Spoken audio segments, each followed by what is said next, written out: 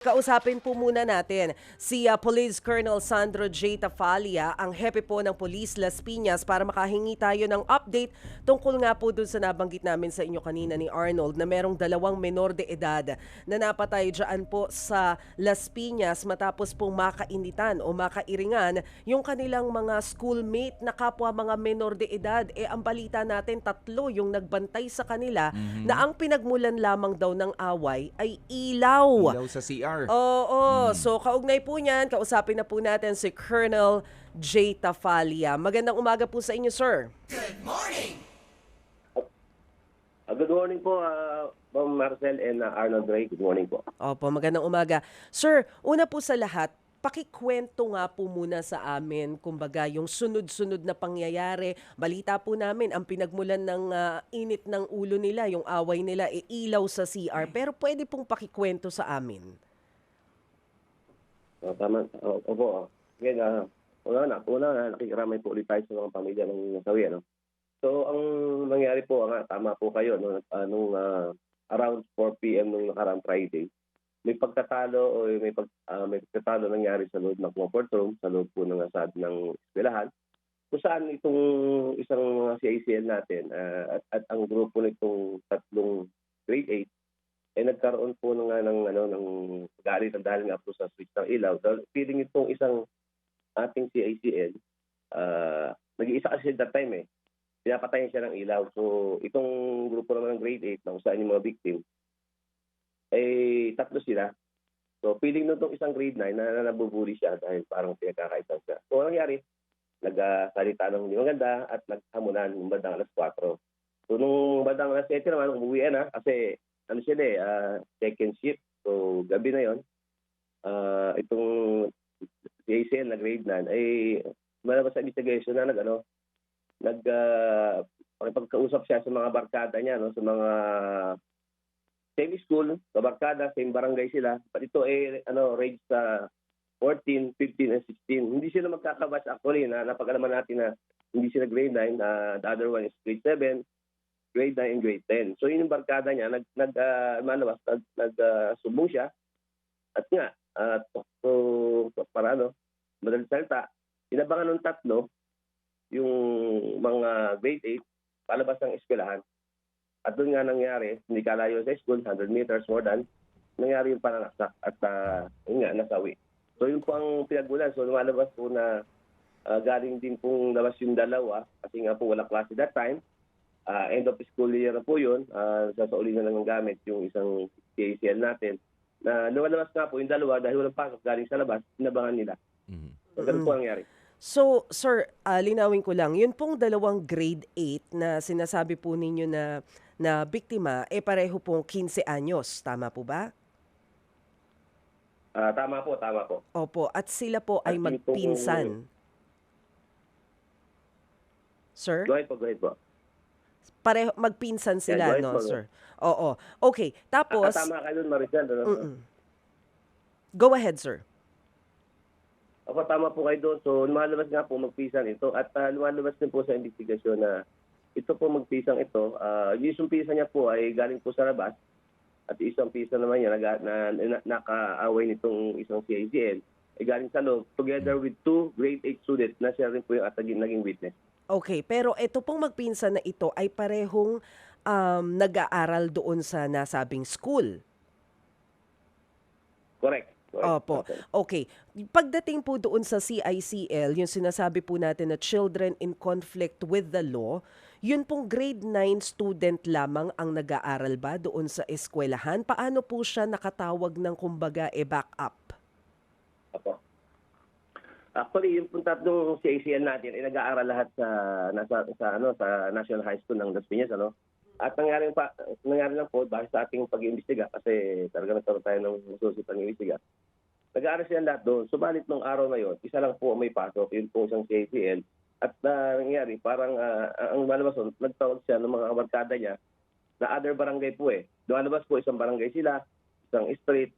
However, iba-iba silang grade 7, grade 9, and grade 10. So barkada niyo, from labas, lumalabas po na inabangan nila sa labas ng eskwelahan kasi nga walang pasok itong dalawa. But the same school po sila, no? So, yun po nangyari. Oo, Colonel, tatanong ko lang rin ano, ito lang ba yung una at natatanging insidente na kumbaga nagkaasaran sa loob ng eskwelahan dahil nga po pinaglalaruan yung switch ng ilaw sa CR, sabi niyo. Pero wala po bang mga nauna pang insidente rito na nagtulak para naman mauwi sa ganito kagrabe yung kanilang awayan? Ayun po, tama rin po kayo doon, Sir Arnoldo. Bali, tinignan din natin yung angulo na yun. Lumalabas po na sa ating panayam sa eskwelahan, sa principal, wala na naman silang mga previous na hindi pagkakaintindihan. Yun nga ang una namin tinitingnan kasi napakagrabe naman ang ginawa nila para umabot sa ganon. So lumalabas, wala ho. Nagkataon lang na sabi ng mga witnesses, hindi naman sila nagkaka-kwentro before eh. At yun nga lang nagdala ng ganong katinding pangyayari. So wala pa sa hanggang ngayon, wala pa tayong nakikita ng ganong anggulo. Opo. Wala rin po bang, siyempre, kailangan ding i-follow up? Meron hong mga barkadahan o meron yung mga grupo-grupo na nabubuo sa loob ng eskwela kaya nagkakaroon sila ng lakas ng loob na magtawag ng rest back? Ayan, yung mga ganyan. Naimbestigahan niyo po ba? Baka may mga grupo dyan. Ayun, titingnan natin yung gano'n kasi nga hindi man maglalakas loob nga ito.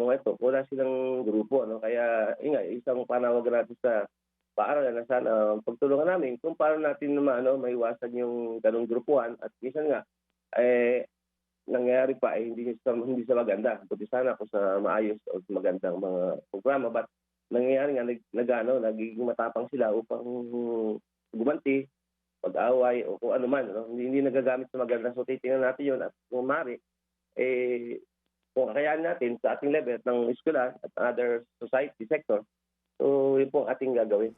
Okay. Maiwasan na po yung mga same similar incident po. Opo. So, Colonel, balikan ko lang po yung kwento. So, inantabayanan sa labas, inabangan nung tatlong CICL, yung dalawang biktima. Yes. Ano yung ginamit nila na panaksak? Yan po, hindi pa natin po yung autopsy, no? But definitely, ito isang matalim, isang panaksak, no? But di pa natin ma-determine kung ano talaga. Kasi during investigation po, ating panayam sa mga CCN, sabi nila na itapon daw nila. Subalit nung gabi hanggang kahapon, hindi pa rin po natin makita yung patalim na ginamit. Pero At ilang... siyempre, hindi natin sila mapersa. Ilang saksak po ang tinamo noong dalawang biktima at saan?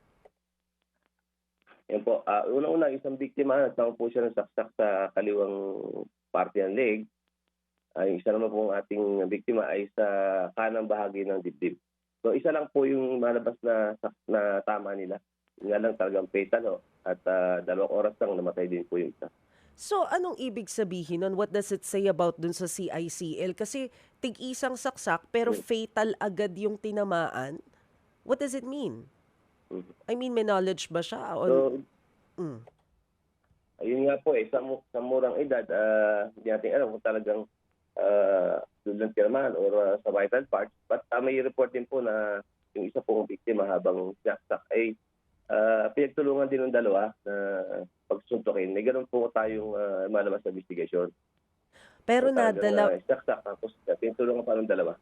Yun pong isang biktima. nadala pa po yung dalawang biktima sa ospital. Tama po, sa hospital po sila, na-pronounce na wala ng buhay. Okay.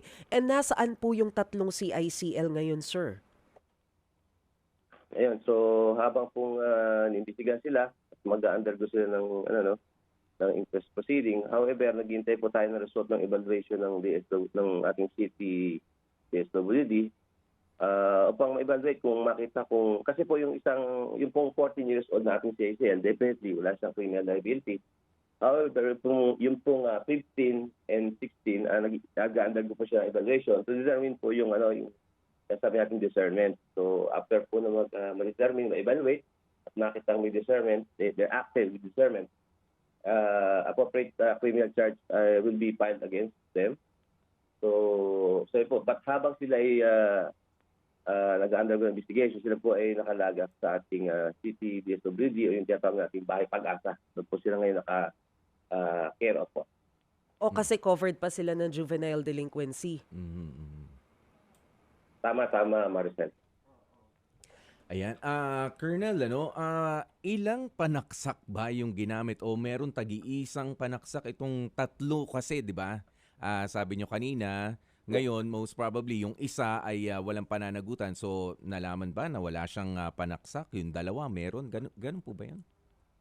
Ano, lumalabas dito no sa aming may tigisang panaksak yung dalawang tinuturo na Mm.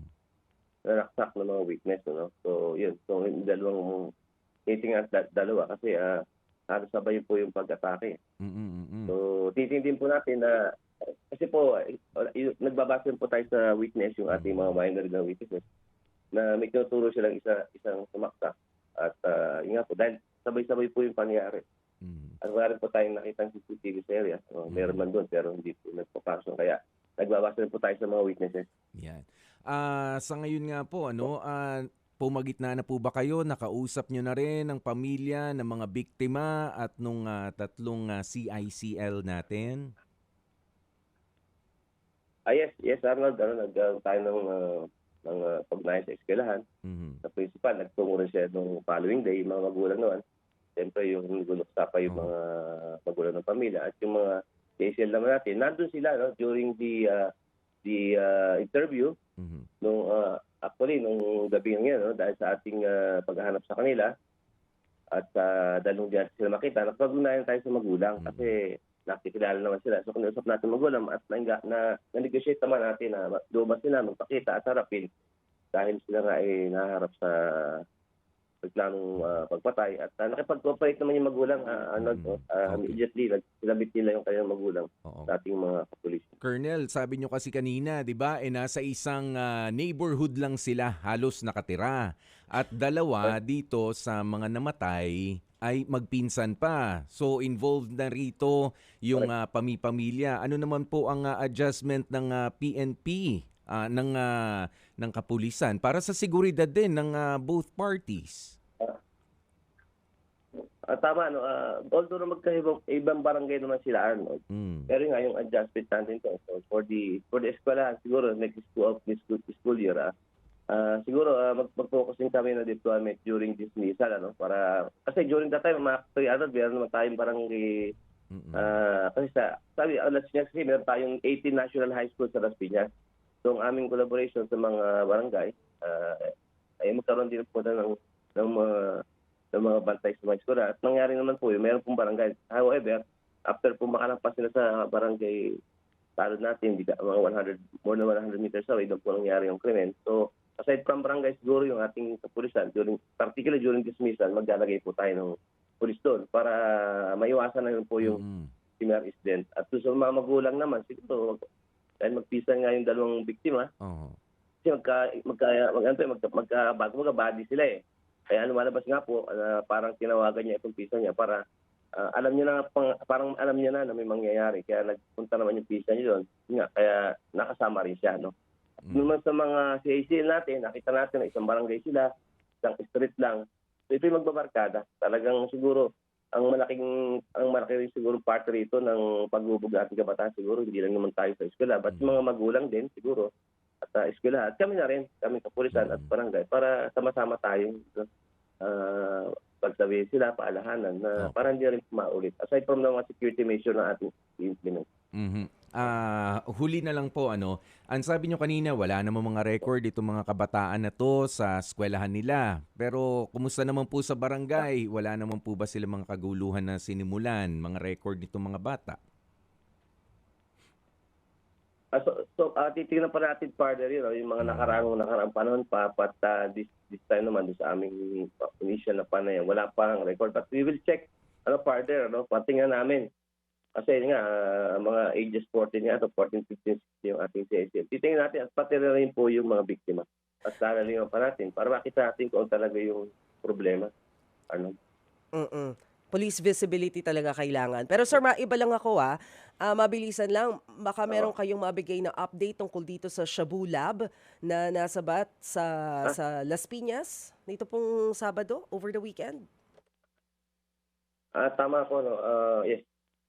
Meron po nga po natutusan dito ang PIDEA together with us naman during that day. Friday din po 'yun, halos magkasunod lang po 'yun, 'no. So ito po ay ano pa lang po, nakita po sila ng mga aparato at hindi pa lang po operate. Meron rin po mga ingredients doon at yun nga po dahil po sa ating pagsumikap ng ating PIDEA together with the PNP, natuklasan po 'to at wala pa po siya talagang nagawang produkto at buti na lang dahil sa mga sa information na receive ng PIDEA, naagapan po ito. Pati nga po na ito po ay natukos sa isang exclusive subdivision dito po sa amin. Paano nakapasok yun? At Exclusive so, subdivision? na po sila. Nasa PIDEA po sila ngayon, yung mga nahuling 5 katao na may 3 foreigner. 3 foreigner, the rest Filipinos. Ito po ba meron na ring markado na rin ba tong mga to na na-involve na sa illegal drugs before? Bili po yung PIDEA po, meron po silang holdings dyan at yun nga po, nakita na kasi po sila po yung lead unit dito. Kami po during the planning kasama po sa pagsarakay po. Sila po, meron po silang information about these foreigners sa pagkakaalam. Pero bukod po dito sa Shabu Lab na nakita rin noong Biyernes dito sa Las Piñas, meron pa po ba tayong ibang minamatsagan dyan sa area? Meron pa rin ito yung matawag natin ng mga other mga street level lang din po na amin pong may information din kami. But other than that, wala naman po pa ho. At but patuloy pa rin ho tayo kasi nga po hindi na tayo hindi rin po tayo kampante kasi nga po hindi natin akalain yung mga subdivision o exclusive ay nandun pa pala ho yung mas malaki pa ho, mas malaking probable yung likelihood mataas po kasi nga mga private subdivision. Yun po tinitingnan din natin aside from those mga other street level pusher po. Alright, marami pong salamat sa inyo, Police Colonel Sandro J. Tafalia, ang hepe po ng Police Las Piñas. Mga kapatid.